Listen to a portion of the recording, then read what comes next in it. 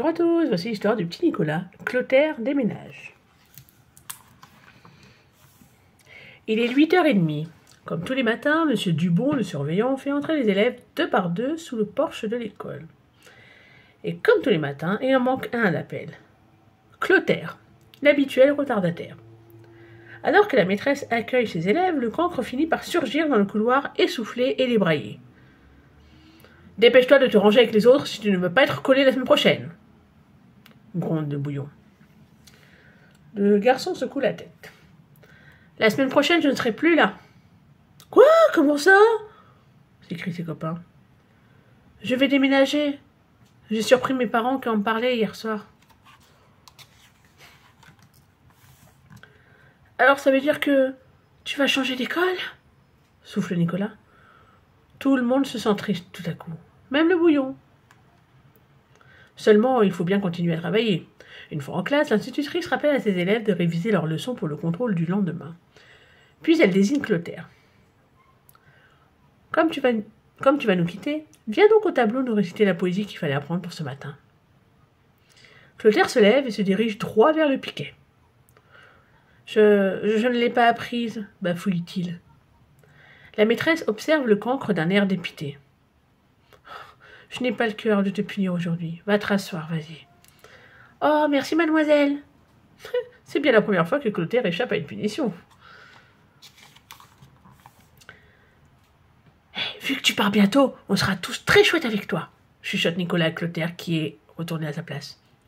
« Ça, c'est sûr, » approuve Alceste. Le regard de Clotaire tombe alors sur le pain au chocolat posé sur le pupitre du gourmand. « Tu m'en donnerais un bout ? Ce serait chouette, hein ?» Alceste hésite un peu à l'idée de perdre une si bonne viennoiserie. Mais après quelques secondes. « Tiens, prends-le tout entier même. » Clotaire est de plus en plus ravi. Pas de piquet et un goûter gratuit. À la sortie des classes, il aperçoit une limousine garée devant l'école. Albert, le majordome, vient d'ouvrir la portière et Geoffroy s'apprête à monter quand Clotaire l'interpelle. « Dis, tu peux me ramener chez moi ?»« Et en quel honneur, je te prie ?»« Je vais déménager, tu peux bien me faire plaisir. » Geoffroy pousse un soupir et cède. Sur ce, Nicolas propose. « Et si on se retrouvait au terrain vague après le goûter, on pourrait organiser une partie de foot ?»« Je préfère qu'on fasse une course de vélo, » répond Clotaire. « Ah, c'est pas drôle, » râle Maxent. « C'est toujours toi qui gagne. » « Pourtant, ce serait chic qu'on fasse une dernière course ensemble avant que je parte, » argumente Clotaire avec des trémolos dans la voix. Les enfants sont bien forcés d'accepter. Et un peu plus tard, la bande de cyclistes se retrouve devant le cinéma. Marietwitsch, qui arbitre la compétition, a tracé une ligne de départ à la craie sur le trottoir. « À vos marques ? Prêts ? Partez !» Les garçons s'élancent comme des fusées. Ils passent le premier virage, sauf Clotaire, dont le vélo a subitement déraillé. « Oh, zut !» peste-t-il en mettant pied à terre. Ses copains, eux, ne remarquent pas son absence. Ils le remarquent que dans la montée qui longe le terrain vague. « Oh non, le pauvre, il va être déçu !» halète Alceste. « On ferait mieux de l'attendre alors, » dit Nicolas en ralentissant. La petite troupe s'arrête donc en haut de la côte. Clotaire, de son côté, se dépêche de réparer sa bicyclette et Marietwitsch en profite pour la sticoter. Hé, on dirait que tu vas perdre cette fois. Au pari, si je gagne, tu me donnes un bisou. Alors là, tu peux toujours rêver, hein. Dommage, ça m'aurait laissé un joli souvenir de toi, reprend le petit malin. Bon, d'accord. Zou! Clotaire remonte en selle et pédale à toute vitesse, en passant par le terrain vague. Grâce à ce raccourci, il rattrape sans peine son retard et franchit la ligne d'arrivée le premier. J'ai gagné! J'ai gagné! Ouh! Claironne le tricheur. Même que Marietwitsch va m'embrasser! Évidemment, ses amis sont fâchés. Surtout Nicolas. De retour chez lui, Nicolas boude dans le jardin. « Quelque chose te chiffonne, fiston ?» lui demande son père. « C'est Clotaire. Comme il va déménager, on est gentil avec lui, et du coup, il en profite. »« Ah, il ne faut pas trop lui en vouloir, » conseille son papa. « Ça doit être une période difficile pour lui. » Nicolas n'a pas tout à fait décoléré. Néanmoins, il décide de redoubler d'efforts avant le départ de son ami. Le lendemain, en arrivant à l'école, à l'heure pour une fois, Clotaire rencontre Marie Edwidge. « Tu m'en veux encore pour hier ?»« Un peu, » répond la fillette. « Mais comme tu pars bientôt, je vais passer l'éponge. »« En fait, je ne pars pas, finalement, » lui révèle le garçon. « J'avais mal compris, c'est juste que mon père va travailler dans un autre bureau. »« Ah, mais voilà une excellente nouvelle !» s'exclame la maîtresse, qui, postée devant la grille, a tout entendu. Au même instant, Nicolas court dans leur direction. « Salut Clotaire, c'est ton dernier jour, non ?» Et sans même lui laisser le temps de répondre, il s'empresse d'ajouter. « Si tu veux, je peux porter ton cartable ?»« D'accord. » Chargé comme un mulet, le pauvre Nicolas file retrouver ses camarades dans la cour. « C'est pas super, ça ?» s'est réjoui Clotaire. Marie Edwidge, choquée, le toise de haut en bas. Ah, « Tu n'es qu'un profiteur. »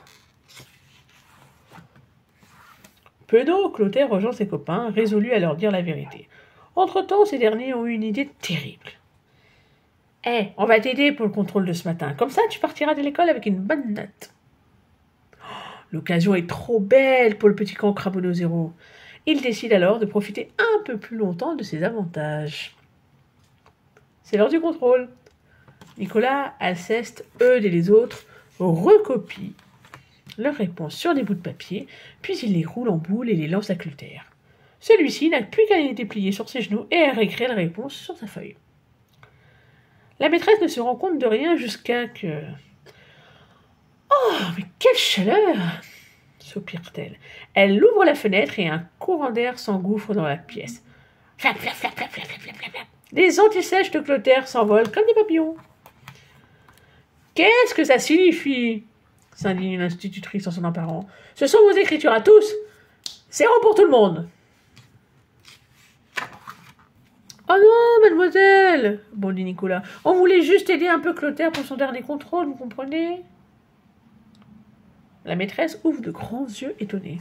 « Mais dis donc, tu n'as pas encore annoncé la bonne nouvelle à tes amis, Clotaire ?»« Non, voilà, je ne déménage pas en fait, » avoue le petit menteur dans un filet de voix. « Quoi ?» Ses camarades sont choqués. Ils n'en reviennent pas que leur ami ait pu leur mentir ainsi. Mais le plus furieux, c'est Alceste. « Tu me dois un pain au chocolat !» À l'heure de la récré, les copains de Clotaire ne lui adressent pas la parole. Assis tout seul sur un banc, pris de remords, le garçon les observe jouer au foot sans lui. Comment se faire pardonner? Soudain, Eudes shoot, et Alceste, le gardien de but, dévie le ballon vers une fenêtre de l'école. Cling! Le carreau vole en éclats, et le bouillon se rue vers eux au grand galop. Qui a fait ça? Les écoliers baissent la tête sans piper mot.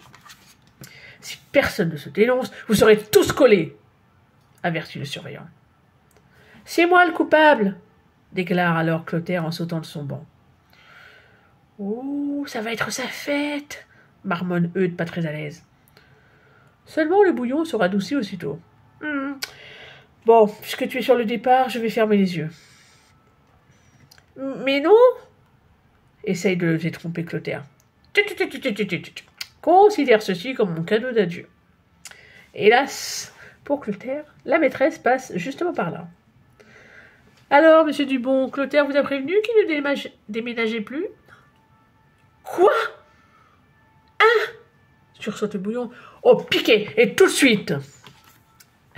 Le malheureux cancre est bien forcé d'obéir. Mais tandis que ses amis tournent vers lui un regard plein de reconnaissance, il leur lance avec un air complice. C'est bien la première fois que je suis content d'être puni. Et voilà la fin de l'histoire. N'hésitez pas à venir liker et surtout à vous abonner.